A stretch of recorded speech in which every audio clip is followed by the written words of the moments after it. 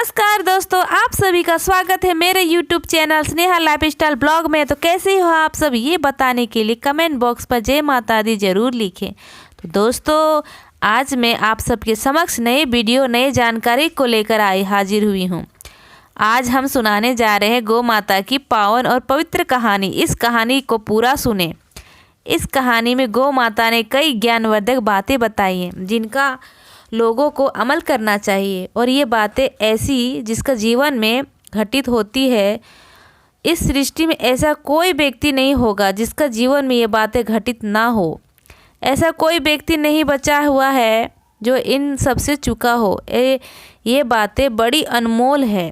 तो दोस्तों, गाय को गाय माता यूं ही नहीं कहा जाता। गौ माता में 33 कोटि देवताओं का निवास होता है। गौ माता की उत्पत्ति समुद्र मंथन के द्वारा हुई है। जब देवताओं और असुरों में समुद्र मंथन किया गया तो श्री हरि विष्णु की कृपा से तब 14 रत्न की प्राप्ति हुई। उनमें से एक रत्न गौ माता है। गौ माता की गिनती रत्नों में आती है। इससे पहले जो हमसे नए जुड़े हैं वो हमारे चैनल को सब्सक्राइब कर दे, लाइक कर दे और कमेंट भी साथ में कर दे। और हाँ, बेल आइकन को प्रेस करना ना भूले ताकि मेरे सारे नए वीडियो के नोटिफिकेशन आप सबको सबसे पहले मिले। तो शुरू करते हैं आज का वीडियो, जो कि प्राचीन काल के समय में एक कश्यप राज नाम के ऋषि रहा करते थे। उनके आश्रम में एक कपिला गौ माता रहती थी। वो गौ माता इतनी पावन और पवित्र थी कि कश्यप ऋषि कभी भी गौ माता को गंदे हाथों से नहीं छूते थे। कश्यप ऋषि का आश्रम जंगलों के बीच में था और वहाँ पर चारों ओर राक्षस मंडराते ही रहते थे। कश्यप ऋषि गौ माता की रक्षा करने में कभी कभी वह असमर्थ हो जाते थे। और राक्षस लोग चाहते थे कि गौ माता को वो खुद उसके पास चले जाएं। गौ माता के लिए राक्षस लोग चारों ओर मंडराते रहते थे। राक्षस बहुत सारा दुख देते थे। इन सब के परेशान होकर कश्यप ऋषि काफ़ी दुखी रहा करते थे। कश्यप ऋषि उनकी जितनी भी ताकत थी वह सब कुछ करके देख लिए, लेकिन राक्षस लोग अपने हरकतों से बाज नहीं आते थे। वे कश्यप ऋषि और कपिला माता को तकलीफ पहुंचाने में कोई कसर नहीं छोड़ते थे राक्षस। एक दिन कश्यप ऋषि गौ माता को घर के अंदर छुपाकर बांध देती है और वहीं चारा पानी देने लगते हैं। तो दोस्तों, इसी तरह ऋषि मुनि काफ़ी दिन निकल गया। अब राक्षस लोग परेशान हो गए कि गौ माता गई तो गई कहाँ। वो लोग उसको जो कि उसको दिखाई नहीं दे रहे थे। अब वे चारों तरफ घूमने लगे, चारों तरफ मंडराने लगे, लेकिन गौ माता कहीं नहीं दिखाई दी। एक दिन कश्यप ऋषि गौ माता का दूध निकालने के बाद अपनी कुटिया की तरफ दूध लेकर जा रहे थे। तभी एक राक्षस की नज़र कश्यप ऋषि पर पड़ गई। दूध ले जाते हुए तभी वो राक्षस आया और उनके झपट कर सारा दूध का पात्र ले गया। और कश्यप ऋषि से कह गया कि अब यह दूध का पात्र अब कभी नहीं मिलेगा। यदि तुम कपिला को तुम नहीं मेरे पास लाओगे तो तुम्हें ये पात्र कभी नहीं मिलेगा। अब कश्यप ऋषि राक्षस को पीछा करते हुए दूध का पात्र लेने के लिए आगे आगे राक्षस के पीछे पीछे कश्यप ऋषि दौड़ते गए। दोनों दौड़ते हुए काफ़ी दूर निकल गए, लेकिन राक्षस कश्यप ऋषि के हाथ नहीं आया। अंत में परेशान होकर कश्यप ऋषि वापस अपनी कुटिया में आ गए और देवाधि महादेव की घनघोर तपस्या करने लगे। दोस्तों, कश्यप ऋषि गौ माता का दूध निकालना अब बंद कर दिया। ऋषि चाहते थे कि महादेव की कृपा से गौ माता को ऐसी जगह पहुंचा दिया जाए जहां पे वे सुरक्षित रहें। इसी वजह से वह देवाधि महादेव की घनघोर तपस्या करने लगे। एक दिन ऐसा आया कि कश्यप ऋषि की तपस्या से खुश होकर उनके पास समक्ष भगवान देवाधि महादेव दर्शन देते हैं और महादेव जी कहते हैं, मैं तुमसे बहुत खुश हूँ, मांगो, तुम कोई भी वरदान मांग सकते हो।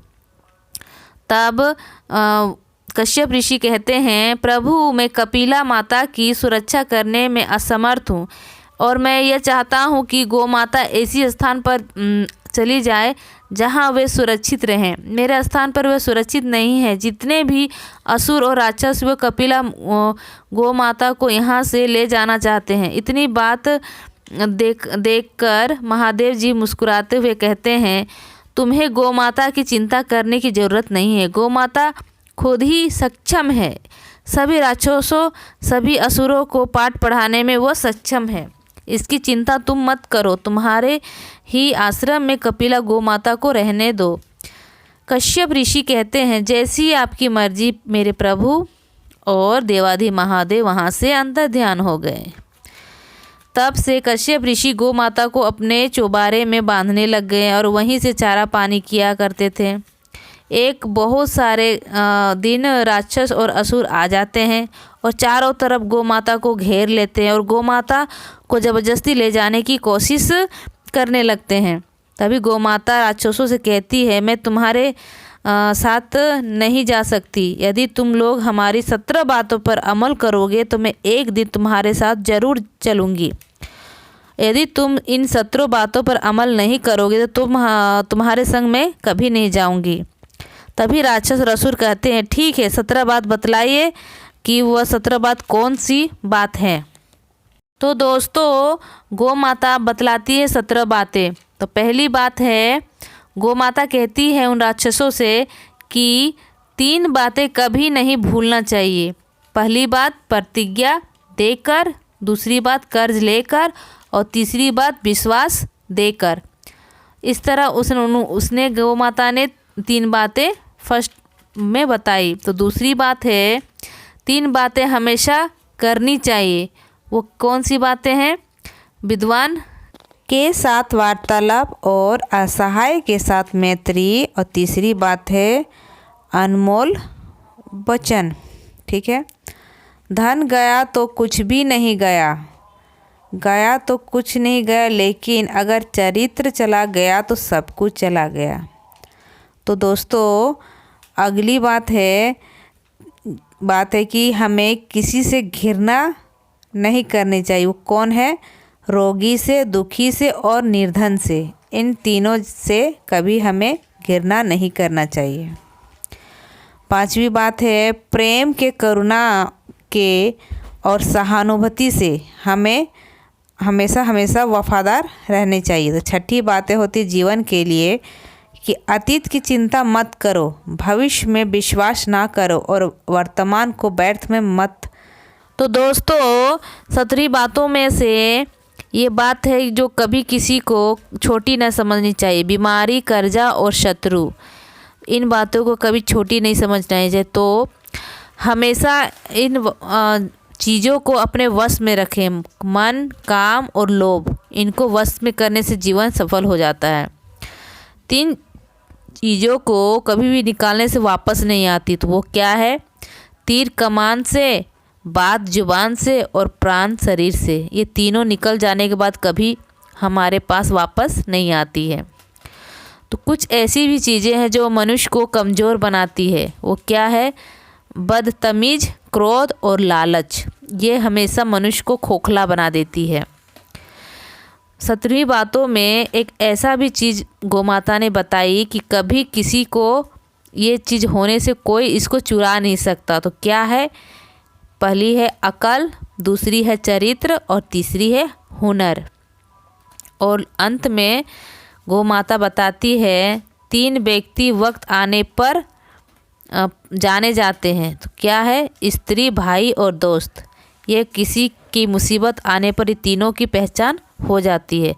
तो दोस्तों, गौ माता यह 3 काम की बात बताती है और गौ माता कहती है, यदि तुम लोग इन 17 बातों को अमल करते हो तो मैं स्वयं तुम्हारे पास आऊँगी। लेकिन सभी राक्षस इसे इनकार कर देते हैं, कहते हैं हमसे होने वाला नहीं है, इसको हम कभी नहीं कर सकेंगे। फिर गौ माता कहती है, जो लोग इनका पालन करता मैं उसी के पास रहती हूँ।